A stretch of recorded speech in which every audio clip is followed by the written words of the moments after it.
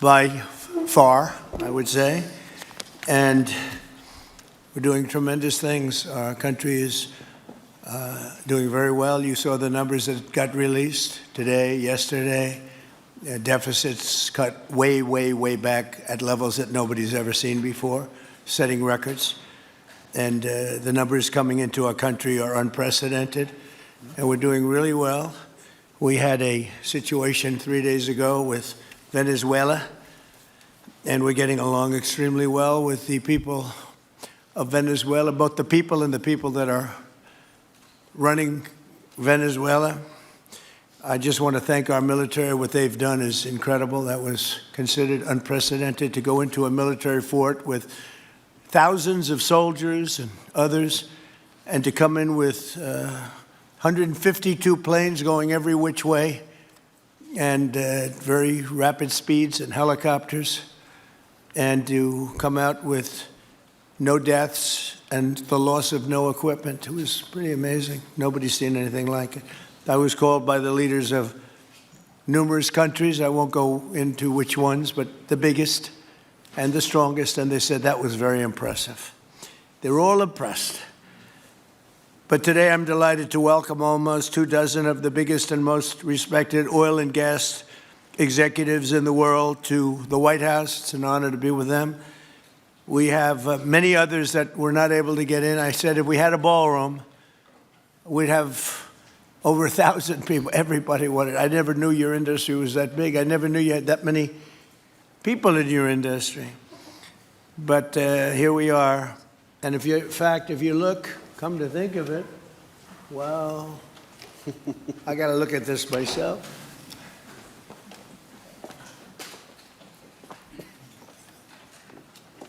Wow. What a view. This is the door to the ballroom. Well, what did you have? Unusual time to look, but I figure we might as well do it. If the fake news would like to go back and take a look, you can, but you'll see a very big foundation that's moving. We're ahead of schedule in the ballroom and under budget. It's going to be, I don't think there'll be anything like it in the world, actually. I think it'll be the best. We went from, this is, as you know, our biggest room, which would seat 100 for dinner, maybe, if you're lucky, if you're nice and tight. And the ballroom will seat many. And it'll also take care of the inauguration with bulletproof glass, drone-proof ceilings, and everything else, unfortunately, that today you need. So we're going to discuss how these great American companies can help rapidly rebuild Venezuela's dilapidated oil industry and bring millions of barrels of oil production to benefit the United States, the people of Venezuela, and the entire world. And yesterday, the number is 30 million barrels. I can't even, is that a correct number? 30 million barrels. You hear that, Peter? Of oil was given to us by Venezuela. That's a lot of oil. It's about $4 billion worth, and it's on its way to the United States right now. And we want to thank Venezuela for that. And we're working very well with them, obviously, or they wouldn't have been so generous. But they respect us again. They didn't respect us at all before. So that's money that goes to the United States. Some will go to Venezuela, and some will go to the oil companies, but not that, because that's already been extracted. So you're not getting any of that. But when you start extracting, you'll get. But it's tremendous reserves, among the biggest in the world. Some people say it is the biggest in the world. And we're going to be working with Venezuela. We're going to be making the decision as to which oil companies are going to go in, that we're going to allow to go in. We're going to cut a deal with the companies. We'll probably do that today or very shortly thereafter with Chris and Doug. And we're dealing with the country, so we're empowered to make that deal. And you'll have total safety, total security. One of the reasons you couldn't go in is you had no guarantees, you had no security, but now you have total security.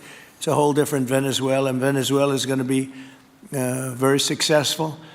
And the people of the United States are going to be big beneficiaries, because we're going to be extracting, numbers of, in terms of oil, like, few people have ever seen, actually. So You're dealing with us directly. You're not dealing with Venezuela at all. We don't want you to deal with Venezuela. Let me thank Vice President J.D. Vance, who's doing a fantastic job. Secretary of State Marco Rubio, likewise a fantastic job. I have good people. I like them better than my first group. But we had a great, despite that, we had a great first term. We had some great people there too, by the way. But we had a great first term. We had the greatest economy in the history of our country in the first term, but this is blowing it away. And you haven't seen anything yet. Everyone's been shocked by the numbers, 5.4% GDP. And that's despite the fact that we were badly hurt by the Democrat shutdown, of which they'd like to see if they could shut it down again. Secretary of the Interior, Doug Burgum, who's fantastic. Secretary of Energy, Chris Wright, recommended by Doug as being the greatest oil man anywhere in the world, because I wanted Doug for that job, energy, and Doug said, no, sir, there's a man named Chris Wright. I said, who the hell is Chris Wright? He said he's the most talented oil man anywhere in the world. I doubt you can get him, because typically oil men make a lot of money, and women. They make a lot of money, but Chris came. You took one of the greatest salary cuts probably in history, Chris, right? But he's a fantastic person, loves our country, and many other important members of this team. And I want to thank them for their efforts. As you know, last week, the United States Armed Forces performed one of the most spectacular military operations in American history, apprehending the outlaw dictator Nicolás Maduro for his crimes against the United States, crimes for which he has now been indicted and is in federal court awaiting trial. And he killed many people, millions of people, actually, and allowed jails, prisons, mental institutions, insane asylums, drug dealers, drug addicts to pour into our country totally unchecked because of Sleepy Joe Biden's policy of open borders, the stupidest thing I've ever seen. We're getting them all out. The departure of Maduro makes it possible an incredible future for both nations, Venezuela and the United States, in which we will more closely integrate the economies of two major energy powers in the Western Hemisphere. Energy coming out of Venezuela was very small. One of the things the United States gets out of this will be even lower energy prices. We have people now getting gasoline for $1.99, $1.96, $1.95, $1.92 yesterday, somebody. And it used to be $3.50, $4, $5 a gallon. Think of that, $1.99. Decades ago, the United States built Venezuela's oil industry at tremendous expense with American skill, technology, know-how, and dollars. But those assets were stolen from us, and we had presidents who did nothing about it. This president is much different than your other presidents. They did nothing about it. They stole it. Some of the people in this room were a little bit younger when that happened, but not that much younger. It wasn't that long ago. But they stole our assets like we were babies, and the United States did absolutely nothing about it. So now we're doing everything about it. Now we're doing 500% about it, but it's a long time after the act took place. So they stole from us, and it was taken by socialists and communists at the time, and Venezuela was going bad, really bad.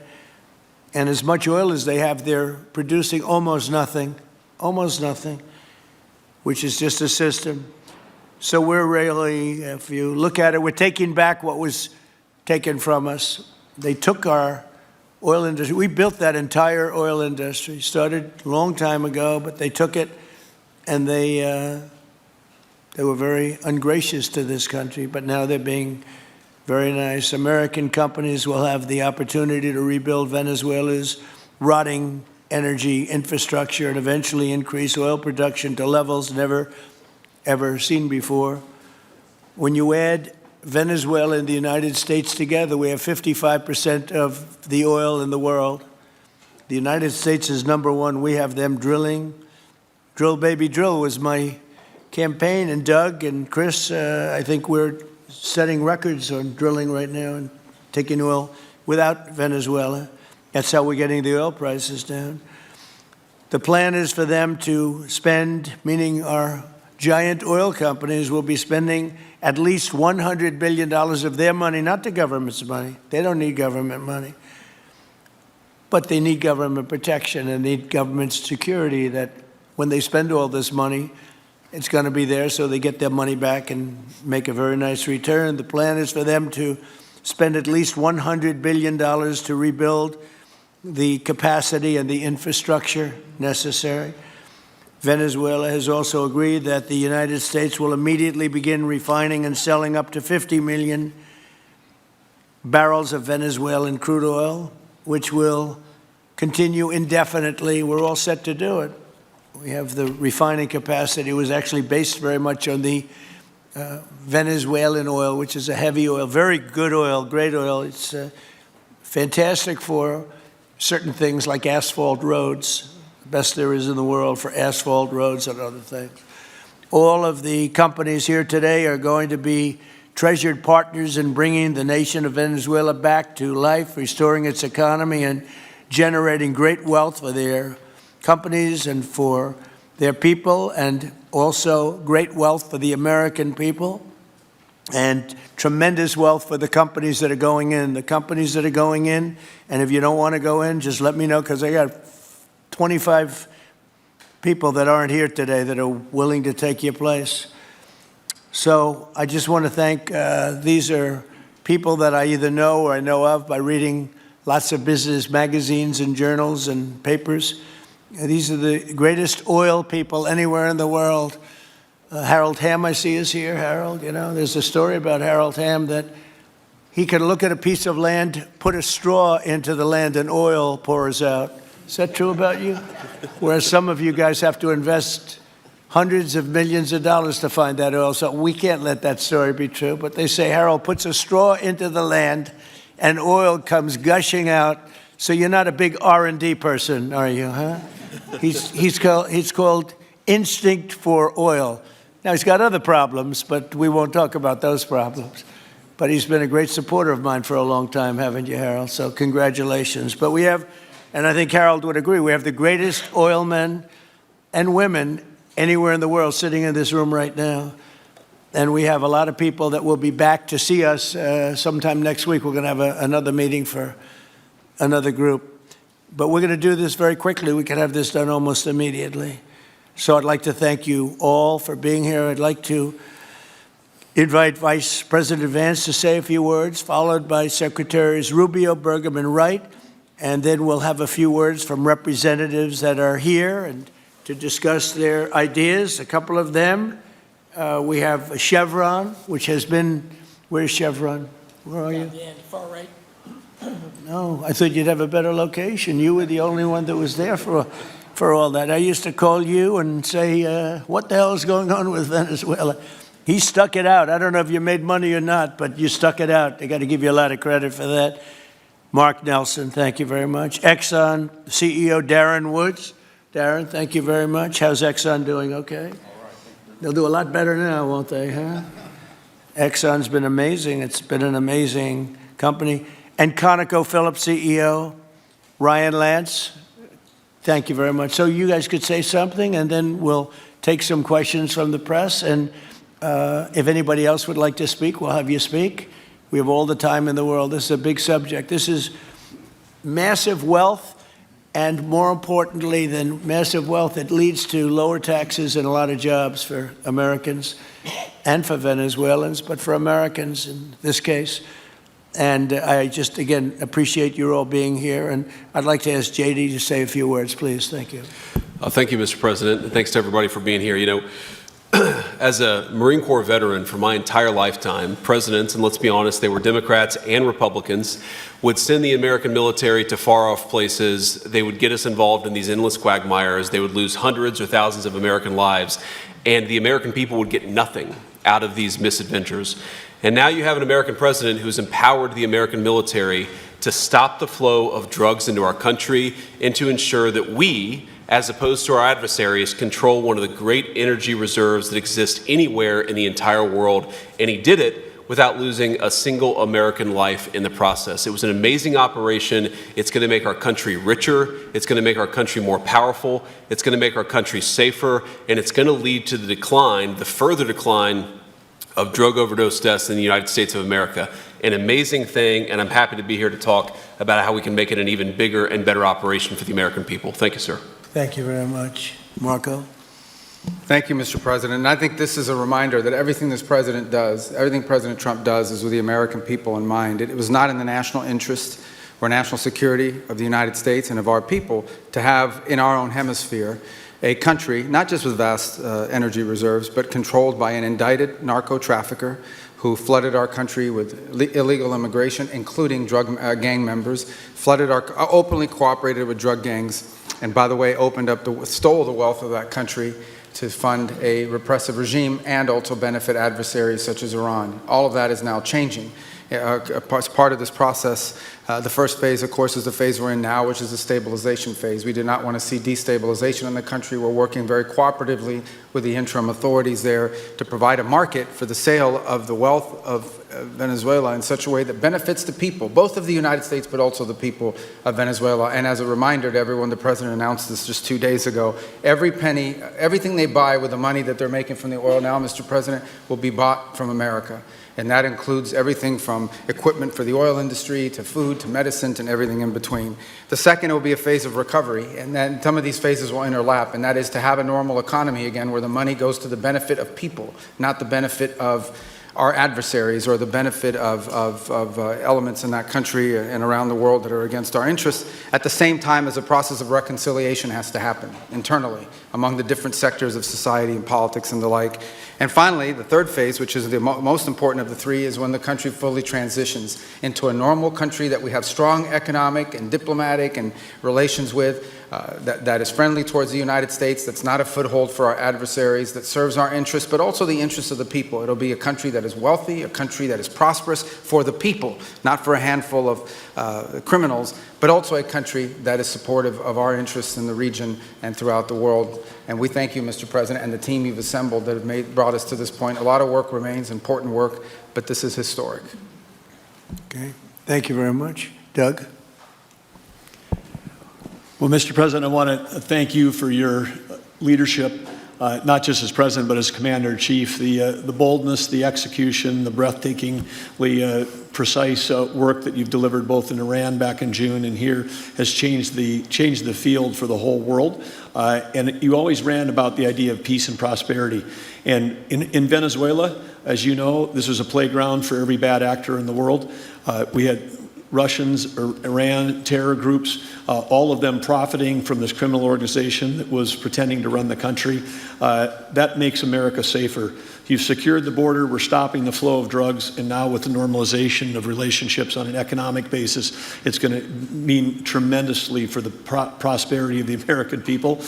So I just want to say again, congratulations to you and to the entire leadership team. It's been an amazing, historic week on the scale of things that we haven't seen perhaps for 125 years in terms of the U.S. Exerting its influence over Latin America in a way that's going to make a change for generations. And on behalf of all the oil executives that are here today, Chris and I want to say thank you to all of you. It's your technology, your innovation that has put America in the place where today we are the most energy dominant country in the world. And that position is what's allowed us to take the action that we're taking with statecraft, with military action. None of that would happen if we were dependent on everybody else for energy. So you're a big part of the reason that we're able to move the way we are today, and we're grateful that you're here to be part of the solution going forward.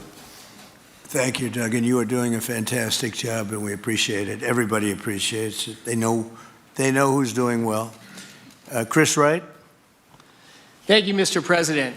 Yeah, what we've seen in the last week is leadership matters and credibility matters. Venezuelan oil has been sanctioned for many years, and the oil just flew, those sanctions were not enforced. That oil just floated out to trafficked by bad actors of the world. The resources weren't gone to a central place. The corruption and decline of Venezuela has been a crisis for the people of Venezuela. And as Secretary Rubio said, massive spillover effects in the United States.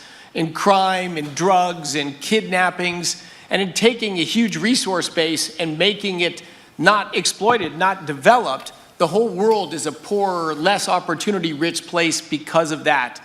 When you have materials underground, they've been underground for 1 million years. That does not make them a resource. That does not make them valuable for your country, your people, or the world. They only become a resource with technology, with capital, with rule of law, and a system of governance that encourages the harvesting of those resources to make the better world. And we see here the dramatic contrast between the United States, which may have less oil underground than Venezuela. We have 20 times the production of Venezuela, 20 times the impact of human betterment, massively better quality of living here in the United States.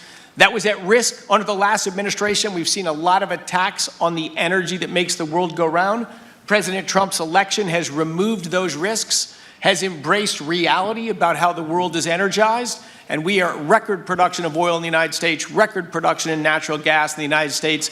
We've seen a meaningful decline in gasoline prices, diesel prices, travel prices because of jet fuel.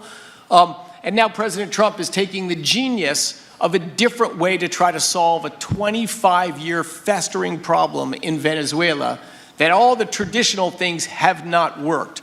But ordering both a tremendous military operation to remove the heads of a criminal organization masquerading as a government, and then to use the power of our military, not to fire bullets, but to stop the flow of Venezuelan oil to the world, immediately gave us leverage over the interim authorities in Venezuela and has allowed us to be in this position today where the actions of this government can massively improve Venezuela for the better, and the bigger impact is to massively improve the quality of life, affordability, safety, and security of the United States. Very proud to be here.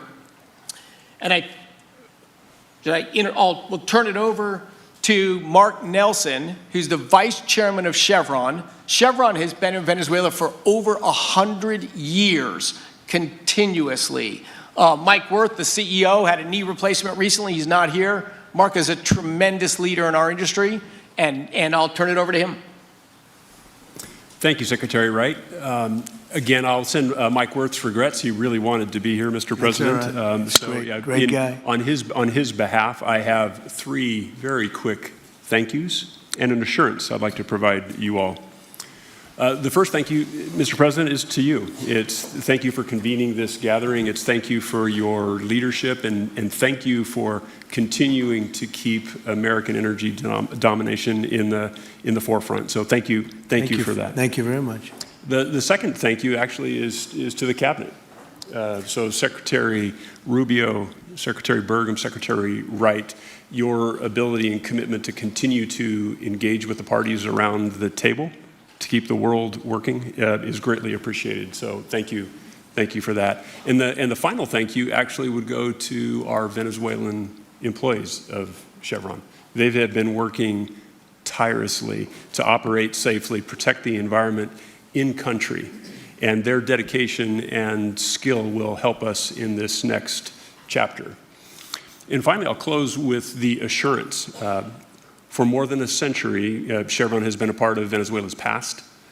We are certainly committed to its present, and we very much look forward as a proud American company to help it build a better future. And so, Mr. President, thank you for your leadership.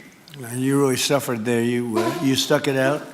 A lot of people left. A lot of big companies left. Many of the people sitting at this table left because of the safety risk and other risks. But you stuck it out. I give you credit for that.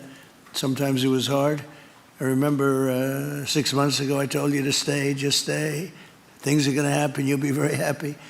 I didn't know they were going to happen this fast or this conclusively.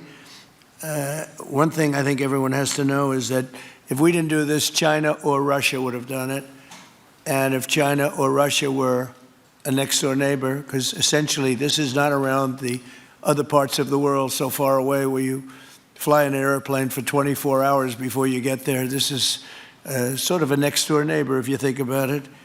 And I told China and I told Russia, we get along with you very well. We like you very much. We don't want you there. Not going to be there.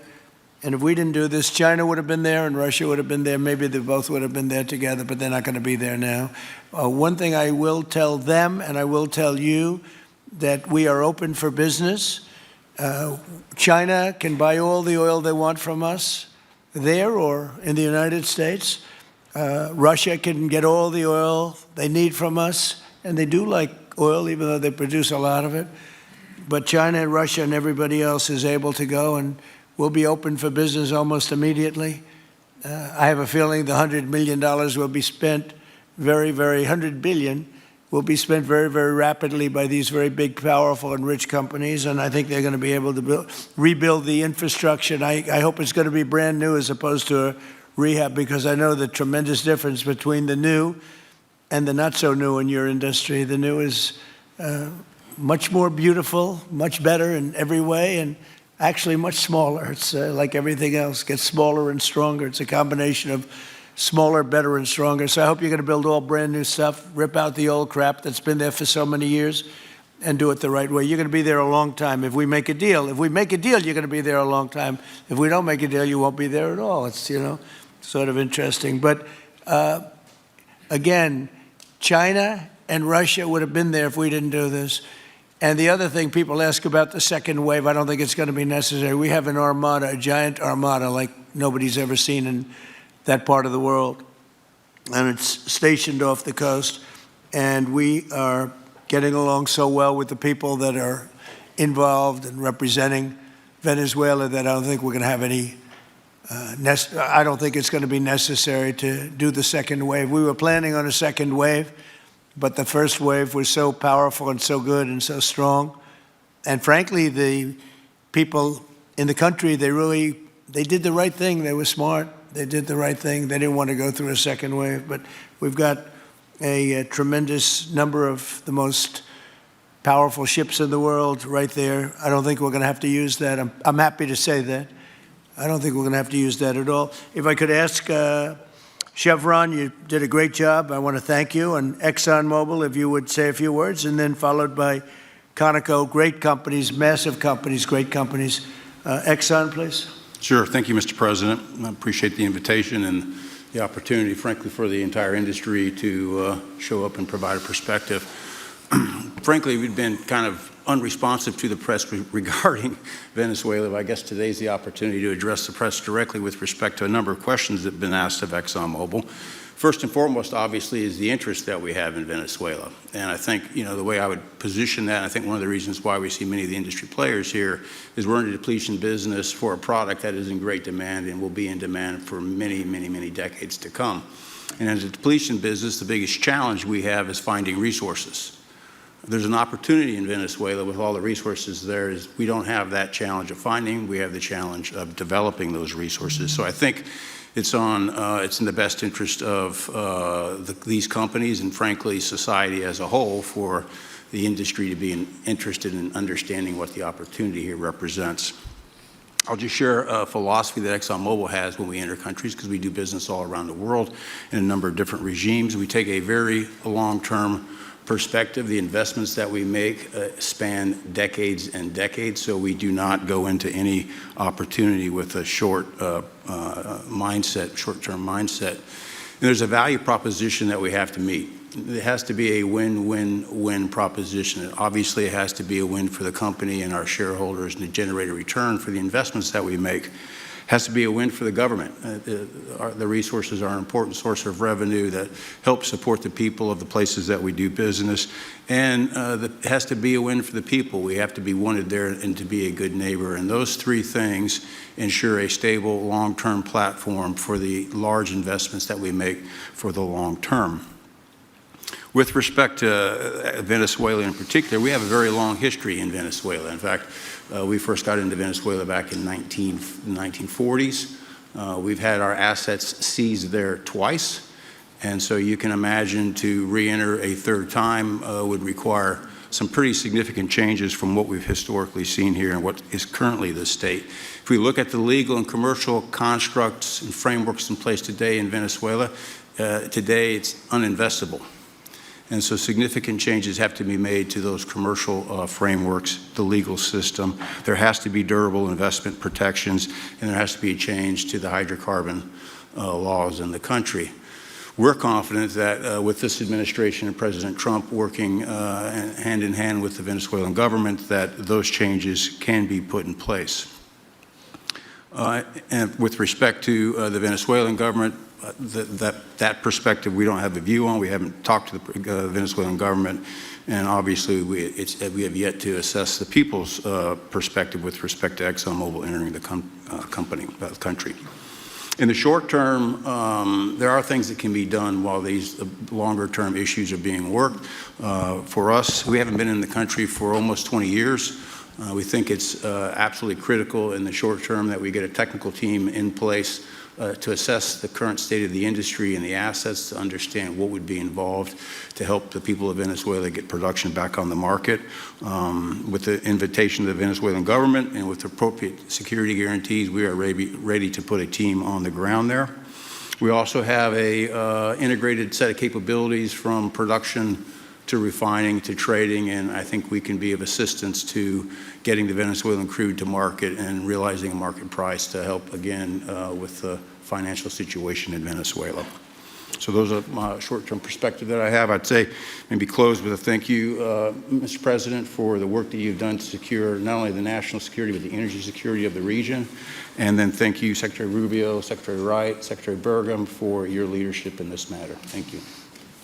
How long would it take you, Darren, as Exxon to, if we make a deal, how long would it take you to get in there and get started? Well, the first step, this technical team, as I talked with Secretary Wright earlier this week, we started from the beginning to put the team together so that if and when it was needed, we could hit the ground almost immediately. So we can hit the ground within the next couple of weeks. Start the assessment, and then from there we need to understand. That's what we want. We want speed and quality. That's what we want. Thank you, Darren. And Conoco, Ryan.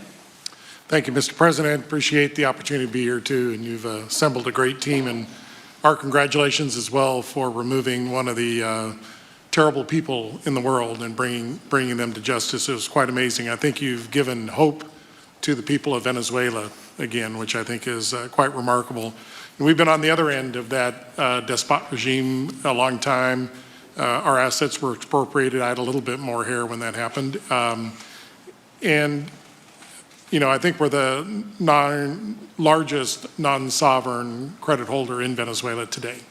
So we're at a bit of a different situation, but I think your big and bold idea to use energy commerce instead of conflict is something that could make a real big difference in Venezuela. And our company certainly stands ready to help in that endeavor. Encourage you to continue to think bigger and even bolder. And we've had some discussions with your energy team about that as well. As we think about the other people that need to be in this room and in this discussion are the banks, and including probably the Exxon Bank, as we think about how the debt needs to be restructured and the financing to deliver the billions of dollars that are required to restore their energy infrastructure. And I think as we think that big and bold, we need to be also thinking about even restructuring the entire Venezuelan energy system, including PDVSA. And I think if we can do that and think bold, there's an opportunity to be quick, fast, and restore the quality of what's happened in Venezuela, or what's been lost in Venezuela over the course of the last 25 years. So thank you for this opportunity. Well, thank you very much, and you'll get a lot of your money back. We're going to start with an even plate, though. We're not going to look at what people lost in the past, because that was their fault. That was a different president. You're going to make a lot of money, but we're not going to go back. You left a lot of money behind, I guess, huh? What number? 12 billion. How much? 12 billion. Well, it's a good write-off. It's already been written off. It's been written. All right, thank you. You'll make it back one way or the other. You're all going to do very well. I think really very well. Marco just gave me a note. Go back to Chevron. They want to discuss something. Go ahead. I'm going back to Chevron, Marco. Thank you, Marco. Was there a question, Mr. President? Yes, go ahead, Marco. What are you saying here? Mark, if big you increase. can update us on operations in the ground and with the appropriate approvals, what you might be able to achieve in the next 12 to 18 months, give us a little view from the ground. You bet, you bet. So today, Chevron has 3,000 employees in 4 different joint ventures in Venezuela today. And over the past 5 to 7 years, they've taken production from about 40,000 barrels a day to 240,000 barrels a day, essentially getting those facilities and that equipment up to standards that would be something that people in the room would be more accustomed to. Given the work we've done with Secretary Wright and Secretary Burgum and even Secretary Besant, I think we have a path forward here very shortly to be able to increase our liftings from those joint ventures 100%, essentially effective immediately. We are also able to increase our production within our own disciplined investment schemes by about 50% just in the next 18 to 24 months, and that's just leveraging what's on the ground. So to Secretary Rubio's comments about phase 1, this is taking the momentum of improvements we've already made there locally and building on those and creating more momentum for the people of Venezuela. Do you think you have an advantage being there? It's, you've been there by the skin of your teeth. It's been tough for you to be there. But do you think you have an advantage over the other people in this room by the fact that you are there? Yeah, I think there are, Mr. President, I think there would be days where it didn't feel like an advantage, and there are days where it does feel like an advantage. But having people on the ground today that care desperately about the people of Venezuela and know how to operate the assets that are there, that is a definite advantage today. Would you say the best locations are available, or would you say the best locations are already sort of worked, even though they're in very bad shape? The best locations for finding oil, the best locations for oil. There are more opportunities than not, Mr. President. With 300 billion barrels of reserves and resources in country, there are lots of opportunities for many companies. Will you be building new, or will you be using the old infrastructure that you have? Yeah, today it's a little bit of a mix, but today it's mostly us taking the equipment of today, getting it to the standards that we are accustomed to your comments about making it how it should be today. Most of the investments that we've been making are about getting it up to our standards.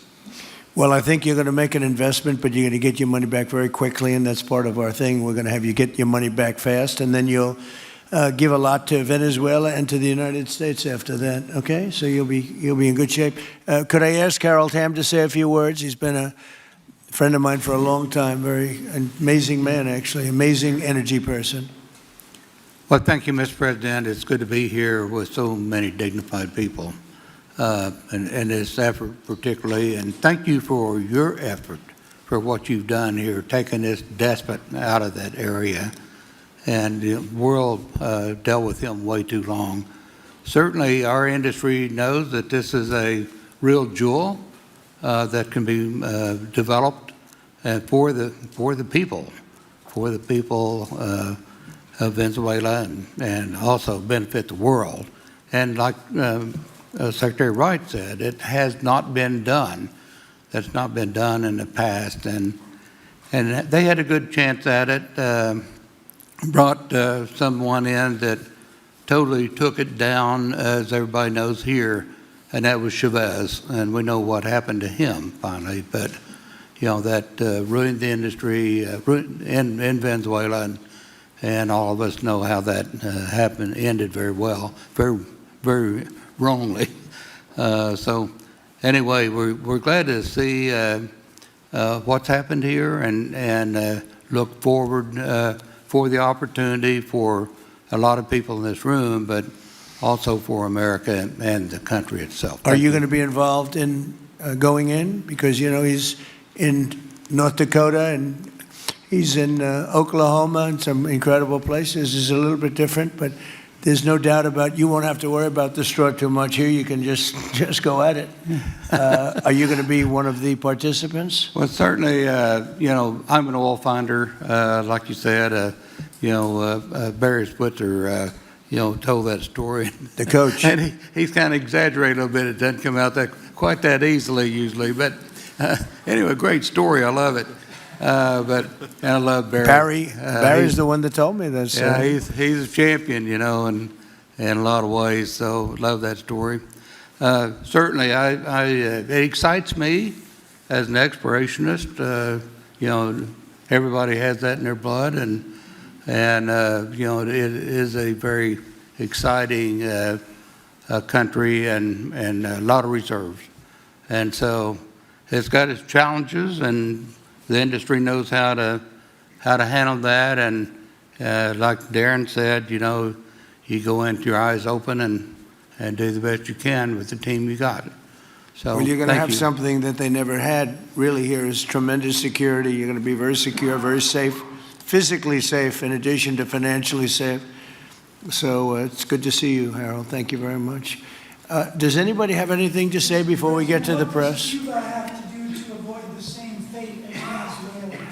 What does Cuba have to Well, Cuba's in bad shape. Cuba relied on Venezuela for oil and for money, and nobody really knows what's going to happen with Cuba. They're doing very poorly. They're really third world all the way, and we have a lot of great Cuban Americans, and I would say Marco fits very solidly into that category. And I might ask you to say a few words about, we were discussing it before, Cuba is a very different, they don't have energy, they don't have oil, but they would live off of the oil from Venezuela, and what they do have is very strong people and very powerful people militarily, and they would protect the people running Venezuela, and they would take in a lot of money from Venezuela. Now they don't have that. They won't be taking in any money. So, Marco, what do you think? Well, I mean, the fundamental problem in Cuba is that it's run by incompetent people that don't know what an economy looks like, much less a functioning one. They've made a choice, and that is they would rather have political control over their people than they would to have an economy that functions. And they've gotten away with it for 60-something years because they've had donors, the Soviet Union, and now most recently Venezuela, but that's now gone. So the people in control in Cuba have a choice to make. They can either have a real country with a real economy where their people can prosper, or they can continue with their failing dictatorship that's going to lead to systemic and societal collapse. So it's a very stark and dramatic choice, and it's one we hope to make the right one. We don't have an interest in a destabilized Cuba, but that would be their fault because they refuse to allow the people of Cuba to have either economic or political freedom for that matter. And you have a lot of people in this country that want to go back to Cuba and help Cuba. A lot of people have left, they came in penniless, they didn't have anything, and they've become very rich people in our country, and they want to very much go back and help Cuba. So that's something that Cuba has that a lot of other places don't have. Peter? President Trump, thank you. I do want to ask you about Minnesota, but first, just more on topic. President Zelensky said that he was watching with the rest of the world as you made this order to go and capture Nicolás Maduro. And he said, if that's how it works with dictators, then the United States knows what to do next. Sounds like he wants you to go and capture Vladimir Putin. Would you ever order a mission to go and capture Vladimir Putin? Well, I don't think it's going to be necessary. I think we're going to have I've always had a great relationship with him. I'm very disappointed. I settled 8 wars. I thought this would be in the middle of the pack or maybe one of the easier ones. And I don't know if you know, Peter, the last month, they lost 31,000 people, many of them Russian soldiers, and the Russian economy is doing poorly. I think we're going to end up getting it settled.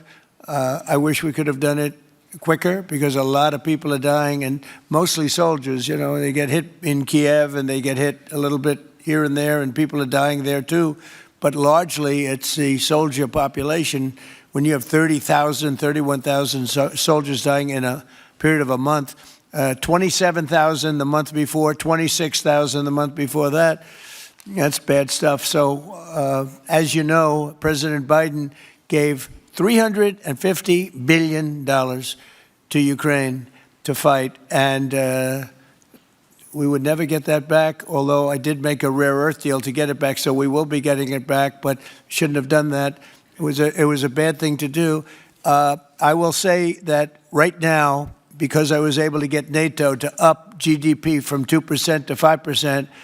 NATO's got a lot of money, and they're paying for everything. We're not losing any money. We're making a lot of money, I guess, if you think of it, because we're selling them military equipment. They're probably giving it to Ukraine. But we're selling them to NATO military equipment. We're getting full price and all of that. But that's not a big deal to me. What is a big deal is stopping a war where 30,000 people are being killed every single month.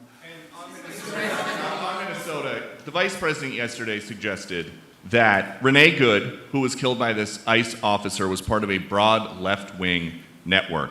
What has your team told you about this broad left-wing network? Who is in charge of it? Who's part of it? What's it called? Well, I haven't seen the Vice President's statement, but he's generally very accurate. I hate to say. Look, I watched that yesterday, and there were a lot of different forms to it. But there was a woman screaming, shame, shame, shame, shame. She was a agitator, probably a paid agitator, but in my opinion, she was an agitator, a very high-level agitator, so professional. She wouldn't stop screaming. I said, this isn't a normal situation. This is a professional troublemaker, because you heard it and I had it. Now, I will say this. The news sort of turned her down, turned her off, because you're trying to watch. She was so loud and so crazy and just not normal. When somebody sees something like that, they don't go screaming and the same words. So I guess you could say professional, but I didn't think she did a very good job. You have agitators, and we will always be protecting ICE, and we're always going to be protecting our Border Patrol and our law enforcement. Yeah. In your conversations with these oil executives today, did you provide any security guarantees so that they can do their work safely in Venezuela? Yeah. And separately, Mr. President, they will have those guarantees, yes. And separately, Mr. President, I'm curious in terms of the future of Venezuela. Do you see Venezuela, now led by Delcy Rodriguez, as an ally of the U.S.? Is that the way that you view that country right now? Well, right now they seem to be an ally, and I think it'll continue to be an ally, and we don't want to have Russia there. We don't want to have China there. And by the way, we don't want Russia or China going to Greenland, which if we don't take Greenland, you're going to have Russia or China as your next-door neighbor. That's not going to happen.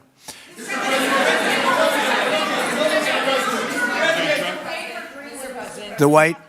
Mr. President, thank you. You just said that these companies would have security guarantees if they go in on the ground in Venezuela. They will have. And what is your plan there actually for these companies and those Americans who are going to be on the ground working for these companies? Well, there are going to be Americans. I assume they're going to be using a lot of Americans, but they're going to be using a lot of people from Venezuela and other places, I would imagine. But I would think that mostly they'll be using Venezuelan workers. They have a lot of great workers. They have a very high unemployment rate, and they have workers that are very familiar with taking oil out of the ground. Yeah. How long do you think the Ayatollah will be in power after what we've seen play out on the ground there? When is the U.S. going to get involved now that reports of protesters being killed on the ground? So Iran's in big trouble. It looks to me that the people are taking over certain cities that nobody thought were really possible just a few weeks ago. We're watching the situation very carefully. I've made the statement very strongly that if they start killing people like they have in the past, we will get involved. We'll be hitting them very hard where it hurts. And that doesn't mean boots on the ground, but it means hitting them very, very hard where it hurts. So we don't want that to happen. There have been cases like this where President Obama totally backed down. But this is something pretty incredible that's happening in Iran. It's an amazing thing to watch. They've done a bad job. They've treated their people very badly, and now they're being paid back. So let's see what happens. We're watching it. We're watching it very closely. Go ahead, please. Thank you so much, Mr. President. Yes, go ahead. Thank you so much, Mr. President. Do you have any comments on reaction to the recent attacks by the Syrian government alignment groups against US-backed Kurdish forces in Aleppo, Syria, which killed dozens of civilians and displacing many families? Does your administration bring peace between the Kurds and the Syrian government? I want to see peace, yes, I do. The Kurds and the Syrian government, we get along with both, as you know very well. They have been natural enemies over the years, but we get along both, and we want to see Syria succeed. And so far, I think they are succeeding, but this is just breaking out, and we want to see that stopped. Go ahead, please.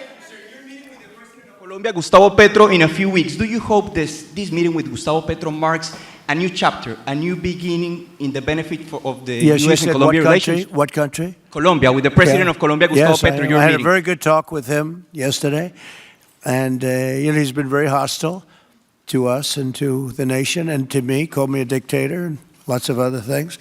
Called Biden some terrible names, far worse than he called me. But he called yesterday through people, and he wants to meet, and that's fine with me. I've made up with people also, so we're going to have a meeting with him. We had a very good conversation. The people of Colombia are incredible people. Marco would know that better than anybody because he's married to a woman from Colombia. And I don't mean Columbia University. That would be, I'm not sure.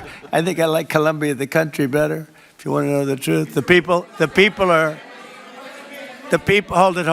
The people are great people. I look forward to meeting with them. We're going to meet in the very near future. Would you meet the interim president of Venezuela here in the White House? Would you greet her to discuss the fate of the oil? Yeah, well, I'm going to meet a lot of people, and we're going to meet, we meet a lot of people. When you end 8 wars, you get to know a lot of people, and I think it's very important. As an example, we have over $18 trillion.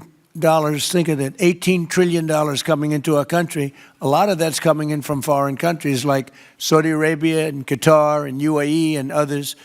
And I get to meet a lot of people, but I will be meeting with various representatives of Venezuela, probably pretty soon. We haven't set that up. But the relationship that we have with the people that are currently running Venezuela is very good. We also have a young lady that received the Nobel Peace Prize. She's going to come in and pay her regards to our country, really, to me, but, I'm a representative of the country, nothing else. And she's coming in sometime next week, I think Tuesday or Wednesday, and we'll see how that is. But no, we're dealing with the people from Venezuela. We're dealing with them very well. I think they've been very smart in the way they've dealt with us, frankly, because that whole place could have been obliterated with one more strike, and we didn't want to do that.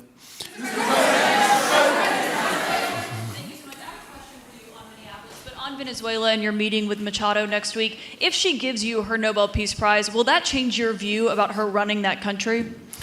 Well, I have to speak to her. I'm going to have to speak to her. She might be involved in some aspect of it. I will have to speak to her. I think it's very nice that she wants to come in, and that's what I understand the reason is, because Norway is very embarrassed by what took place. They're getting decimated. Look, whether people like Trump or don't like Trump, I settled 8 wars, big ones, some going on for 36 years, 32 years, 31 years, 28 years, 25 years, some just getting ready to start, like India and Pakistan, where already 8 jets were shot out of the air, and I got it done in rapid order without nuclear weapons. I can't think of anybody in history that should get the Nobel Prize more than me, and I don't want to be bragging, but nobody else settled wars. Obama got the Nobel Prize. He had no idea why. He still has no idea. He walks around, he says, I got the Nobel Prize. Why did he get a Nobel Prize? He got it almost immediately upon attaining office, and he didn't do anything, and he was a bad president. So, you should get the Nobel Prize for every war you stopped. These were major wars. These were wars that nobody thought could be stopped. President Putin called me and he said about 2 of the wars that he's been trying to stop them for 10 years. He wasn't able to do it. He couldn't believe it. So in theory, you should get the Nobel Prize for every war you stopped. Every one of them was major. But I don't care about that. What I care about is saving lives. I've saved tens of millions of lives. The Prime Minister of Pakistan came here and he made a very public statement. He said that President Trump saved minimum 10 million lives having to do with Pakistan and India, and that was going to be raging. So, but I'm honored that she's coming here. I look forward to meeting her, yes. Go ahead. The state officials there have said that the FBI is not sharing evidence with them. Typically, they would conduct a joint investigation, as you know. Do you believe that the FBI should be sharing evidence with state officials in Minnesota? Well, normally I would, but they're crooked officials. Minneapolis and Minnesota, what a beautiful place, but it's being destroyed. It's got an incompetent governor, fool. He's a stupid person. And it looks like the number could be $19 billion stolen from a lot of people, but largely people from Somalia. They buy their vote. They vote in a group. They buy their vote. They sell more Mercedes-Benzes in that area than almost. Can you imagine? You come over with no money, and then shortly thereafter you're driving a Mercedes-Benz. The whole thing is ridiculous. So they're very corrupt people. It's a very corrupt state. I feel that I won Minnesota. I think I won it all 3 times. Nobody's won it since Richard Nixon won it many, many years ago. I won it all 3 times, in my opinion, and it's a corrupt state, a corrupt voting state, And the Republicans ought to get smart and demand on voter ID. They ought to demand maybe same-day voting and all of the other things that you have to have a safe election. But I won Minnesota 3 times and I didn't get credit for it. I did so well in that state every time. The people were crying every time after. That's a crooked state. California's a crooked state. Many crooked states. We have a very, very dishonest voting system. The last time I won, 24, the one that just took place, I won because it was too big to rig. You couldn't rig it. It was too big. But I won the state of Minnesota. It's a corrupt voting system with an incompetent governor, a very incompetent governor.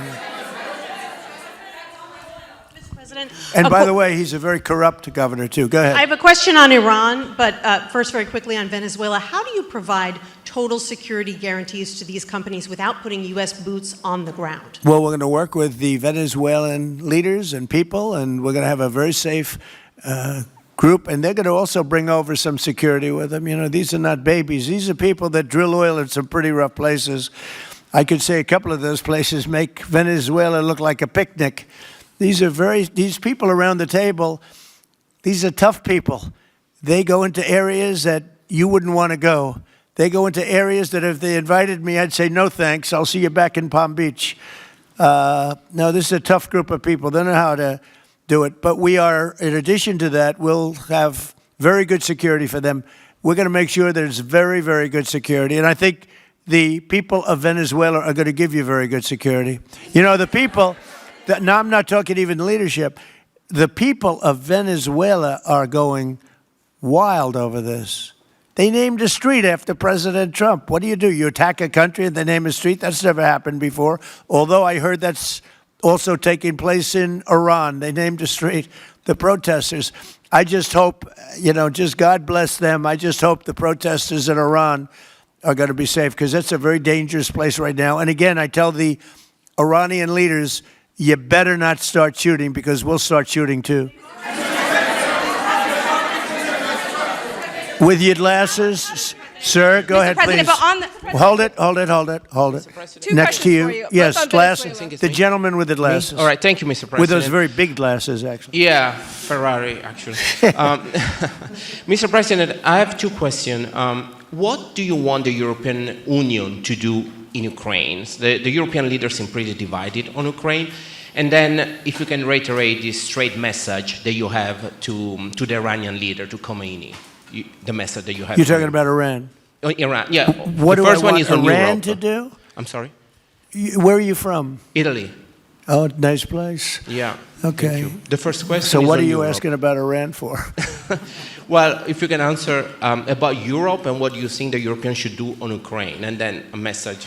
Well, look, Europe has been doing so much for Ukraine, but it hasn't been enough. And obviously that I would say that President Putin is not afraid of Europe. He's afraid of the United States of America, as led by me. There's no fear of Europe. You know, Europe's fallen behind. And Europe, and J.D. said it very strongly. I don't know. He took a lot of heat. But I didn't give him any heat. Europe is a different place. Europe is changing. Europe has got to get its act together. I love Europe. I guess I came from Europe, essentially. My roots are in Europe. But Europe is a different place. They have to get their act together. Now they have a great NATO leader, and they've gone up to 5% from 2% GDP. That's a big step. But they have to be very careful with their immigration policy, and they have to be because, I will just say, to be nice, that there are certain places in Europe that are very important that are no longer recognizable.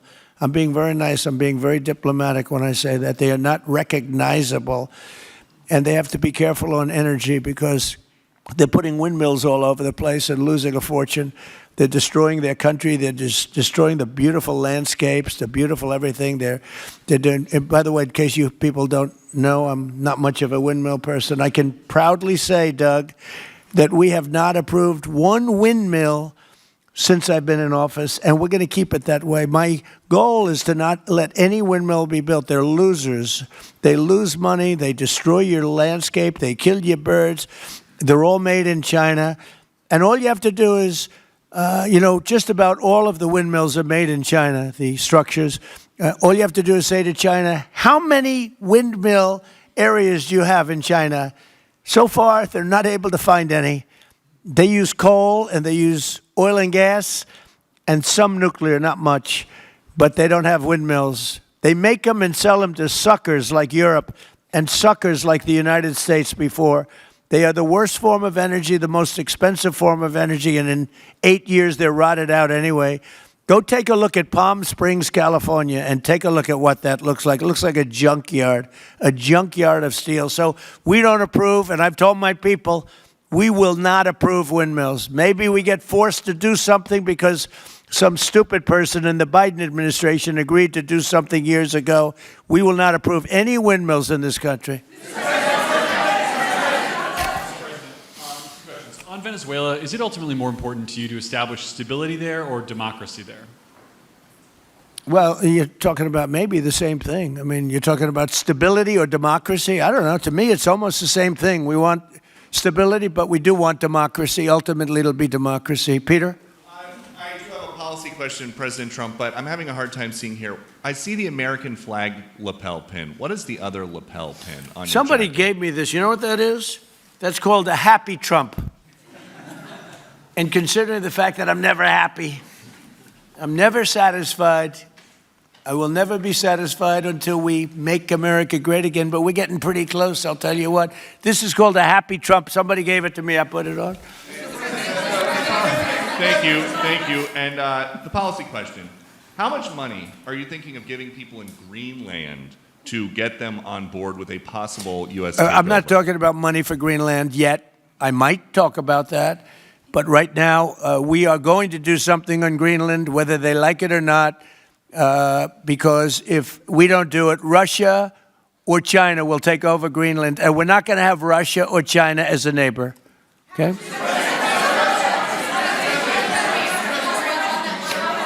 I would like to make a deal, the easy way, but if we don't do it the easy way, we're going to do it the hard way. And and by the way, I'm a fan of Denmark too. I have to tell you, and they've been very nice to me. I'm a big fan, but the fact that they had a boat land there 500 years ago doesn't mean that they own the land. I'm sure we had lots of boats go there also, but we need that because if you take a look outside of Greenland right now, there are Russian destroyers, there are Chinese destroyers and bigger, there are Russian submarines all over the place. We're not going to have Russia or China occupy Greenland, and that's what they're going to do if we don't. So we're going to be doing something with Greenland, either the nice way or the more difficult way. Please, go ahead, ma'am. Mr. President, why is it so important to you to own it when you have a military presence there, which you could expand to affect the security? Because when we own it, we defend it. You don't defend leases the same way. You have to own it. With a nation, look at what happened with Obama, with that horrible deal they made with Iran. It was a short-term deal. It was like a 9-year deal. Countries can't make 9-year deals or even 100-year deals. Countries have to have ownership. And you defend ownership, you don't defend leases. And we'll have to defend Greenland. If we don't do it, China or Russia will. It's not going to happen. We are not going to have, and I like China, I like Russia, I love the people of China, I love the people of Russia.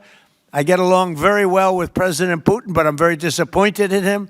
I get along very well with President Xi. I'm going to go over to China in April, but I don't want them as a neighbor in Greenland. Not going to happen. And by the way, and NATO's got to understand that. I'm all for NATO. I saved NATO. If it weren't for me, you wouldn't have a NATO right now.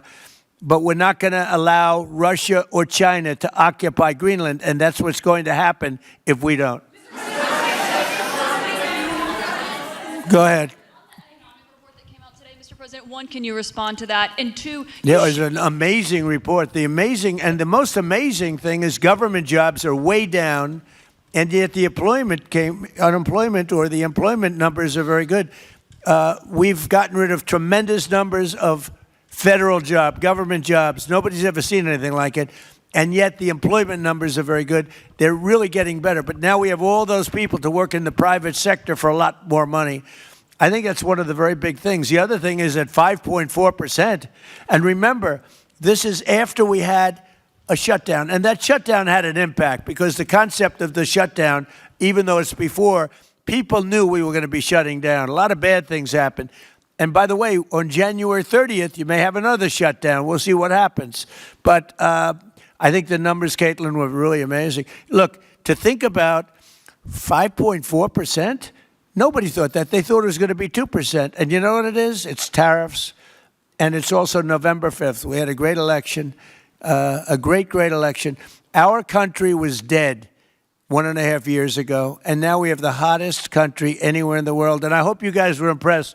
5.4%, and we haven't even really transitioned yet. There's no reason it can't be much, much higher than that. Yeah.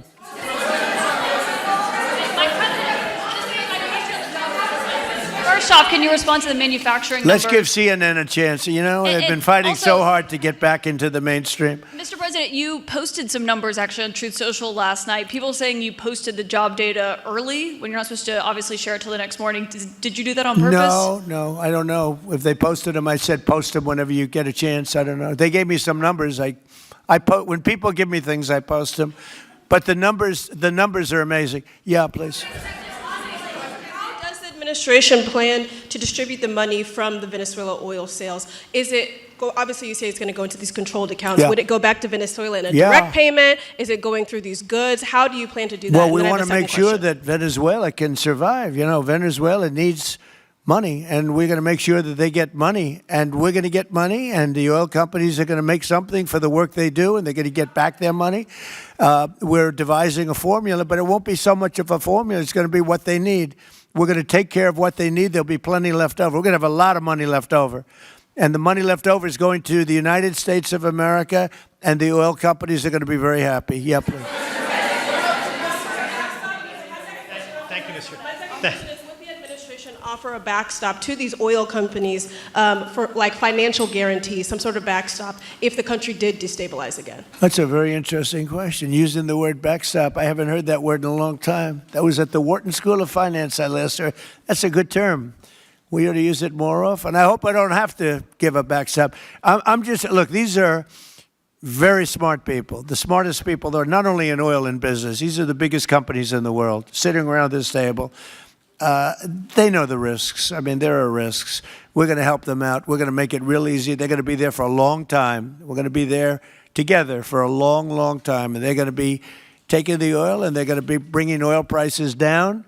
They're going to make a lot of money. They're going to get their money back. They're going to be safe. The people of Venezuela are going to be big beneficiaries, and the United States of America is going to be a big beneficiary for what we've done. And you know, one other thing I might say, it's also very big for national security because, again, just like Greenland, we can't have China or Russia occupy Greenland. We can't have China or Russia occupy Venezuela. And if we didn't do what we did, China or Russia would have been in Venezuela. I think I can, where's Mr. Chevron? So let me ask you, they would have been there if we didn't do this. Do you agree with that? They certainly have a lot of economic interests in country. There's absolutely no argument about that. They were trying to be there. I mean, you know, we had a Russia, I guess sort of I call it a semi-Russian ship yesterday that we took over, and Russia decided not to defend that ship against us. It's a big movement. The ship was loaded up with oil, and we took the oil, and it came out of that port. But Russia would be there or China would be there. And we want them to be there for a different reason. We want them, do you people agree? In particular, China, they need a lot of oil. Russia doesn't need so much, but Russia was there anyway. But I assume you agree that China would like to be doing a lot of business there by buying oil. And I want to just tell President Xi and President Putin, but more so in this case, President Xi, because they do need a lot of oil. And we are open for business in the United States, and we are open for business in Venezuela, right?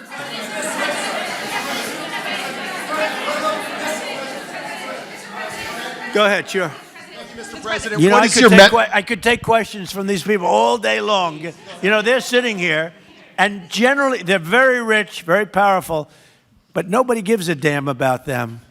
It's a sad thing. You have all that money, all that power, and look at all these crazy questions. We could do this all day long, and they wouldn't be satisfied. I have a question on today's meeting, Mr. President. We'll take a few more, though. I have a question on today's meeting, Mr. President. Do you have? Let me ask you more importantly. Do you have any questions from the biggest? Yes, sure. hold it. Do you have any questions for the biggest people on earth, the biggest business people, the biggest companies anywhere on earth? Do you have any questions for these people? No, do you have a question for them? Go ahead, ask them a question. To rebuilding the oil infrastructure in Venezuela. And for the executives in the room, what do you need from the administration in order to invest? That's a good question. Do you want to go and answer that question?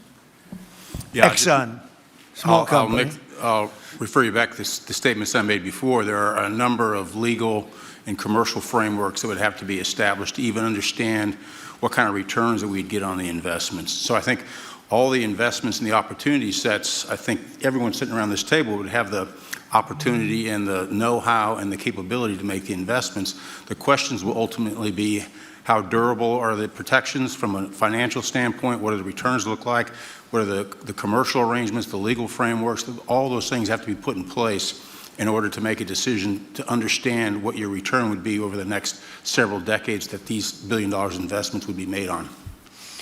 You know, could I do this? Because we have, again, the biggest people on the planet Earth around this table, biggest companies in the world. I'd like to just ask them to introduce themselves.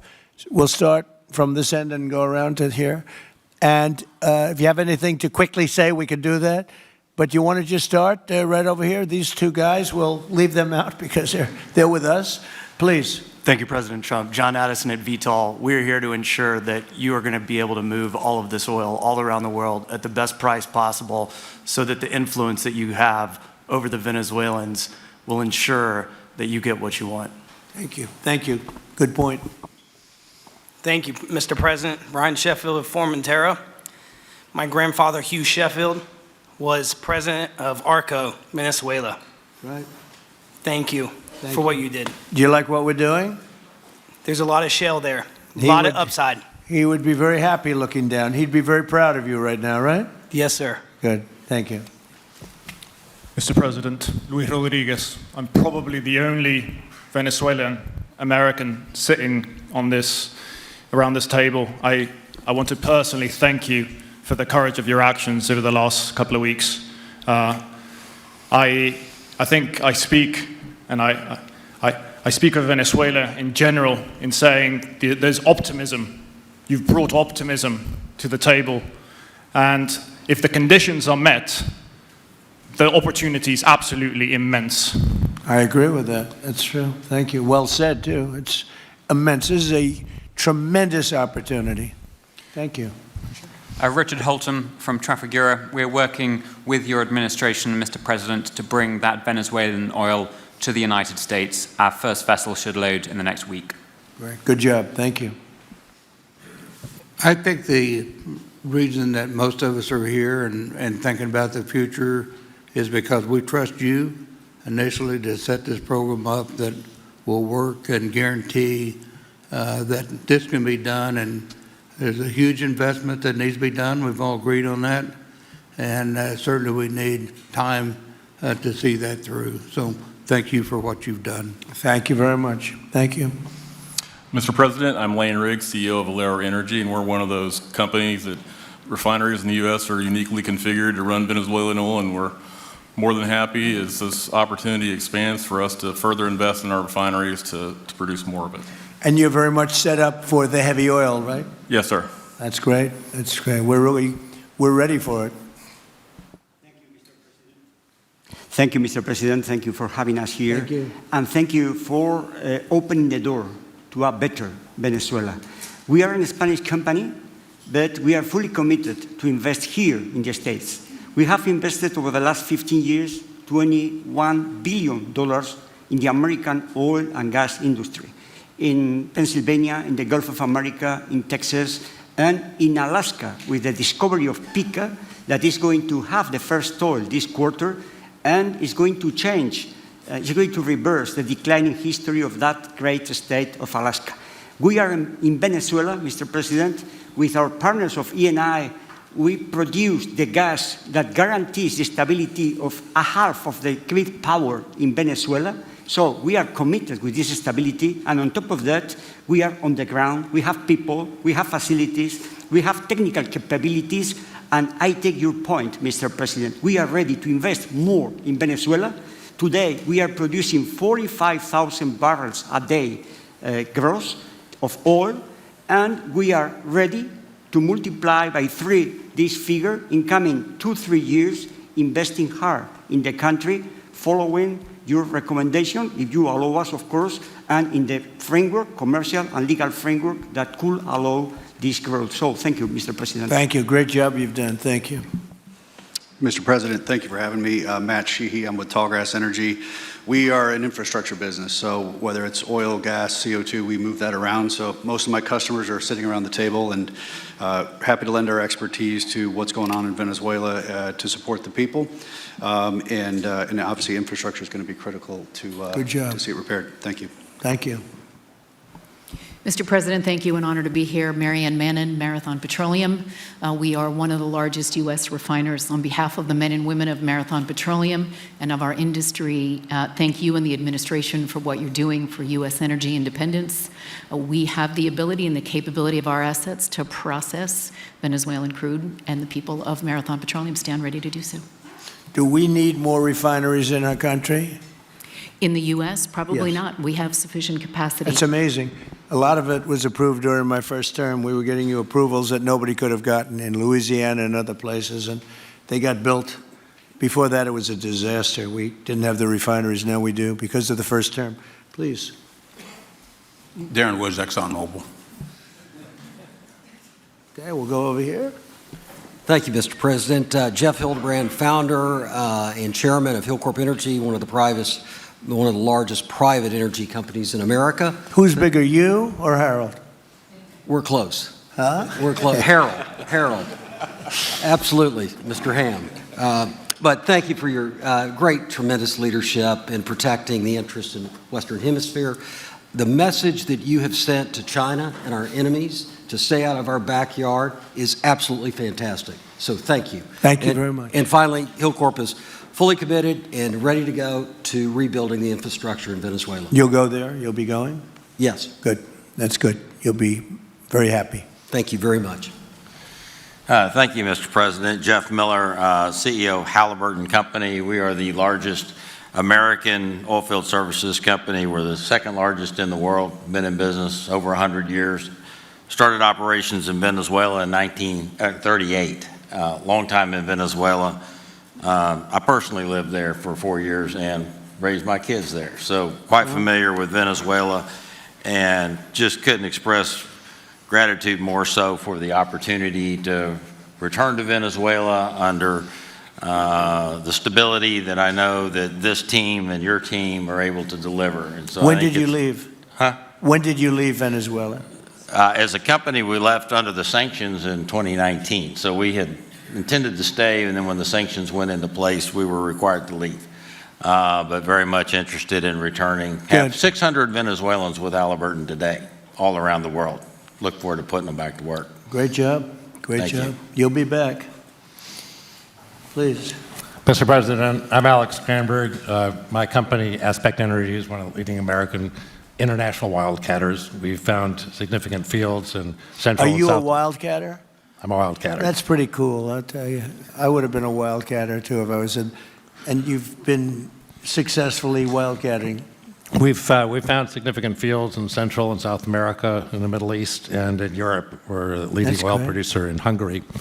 But probably the most pertinent example is what a wildcatter does is take on risk and try to reduce it, and then other people come in and put more capital in later, so we're kind of kickstarters in the oil industry. We went into Kurdistan very early on, back when Right. people told us it wasn't safe and we shouldn't do it. We found a big field there, and it ultimately has got to be developed along with one of my colleagues here to be one of the big leading fields in Kurdistan. We think that Venezuela has a tremendous amount of opportunity.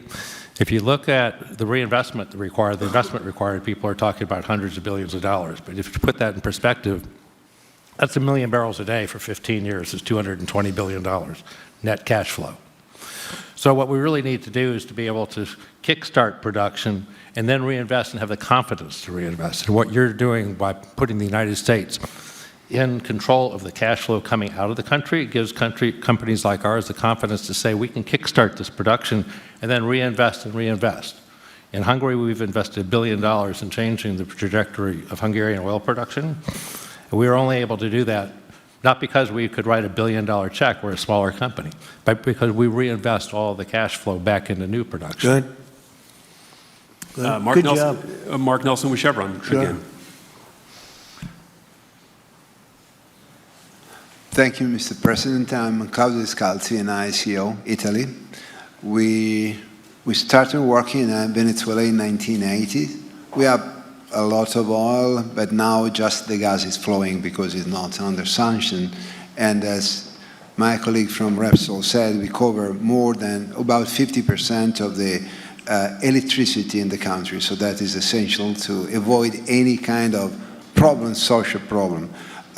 We own about 4 billion barrels of reserves, so a huge amount in the Orinoco Belt and in central Venezuela. We have now in the country 500 people, most Venezuelan, and we are ready to invest. Clearly, we are ready to invest. We thank you for the big efforts and the efficiency of your action, and we are here. And we are here to work together with the U.S. We are also a big investor in the U.S. So I know that.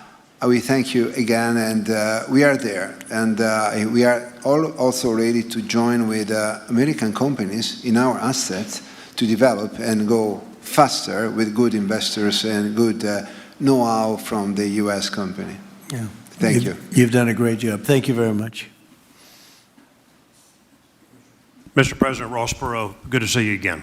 I'm chairman of Hillwood and HKN Energy. Been in the energy business 45 years, and we have been working with your team quite a bit. We have been in Kurdistan now for 19 years, along with Alex, and built a very good business.